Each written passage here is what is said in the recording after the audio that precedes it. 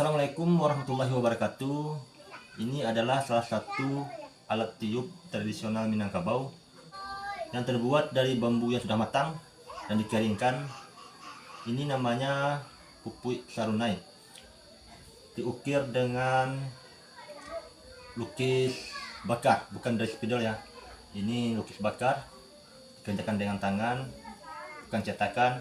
Biasanya pupui sarunai ini mempunyai variasi tanduk. Karena permintaan dari pembeli tidak usah pakai tanduk, jadi saya buat seperti ini dan bunyinya seperti ini.